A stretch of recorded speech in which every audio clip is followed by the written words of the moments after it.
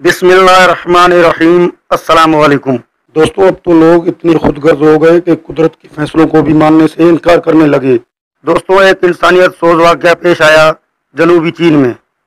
बेटा चाहिए था, बेटी पैदा हो गई।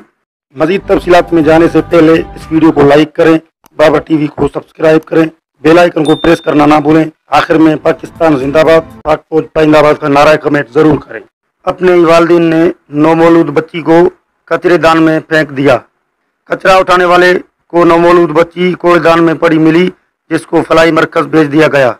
वालिदैन को गिरफ्तार कर लिया गया। तफसीलात के मुताबिक जनूबी चीन में एक इंसानियत सोज वाक़या पेश आया है, जिसमें नौमौलूद बच्ची को उसके अपने ही वालिदैन ने कूड़ेदान में फेंक दिया। बरतानवी खबर रसान इदारे के मुताबिक नौमौलूद बच्ची के वालिदैन को लड़का चाहिए था, जबकि उनके यहाँ ख्वाहिश के बरक्स लड़की पैदा हो गई।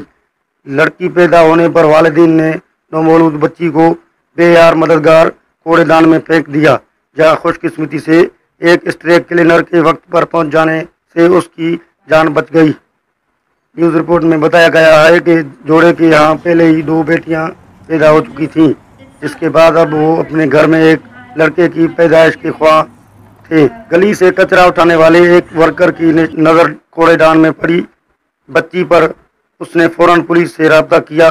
पुलिस ने मौके पर पहुंचकर लड़की को मुतल्लिका हुक्म के जरिए फलाई इदारे में पहुंचा दिया।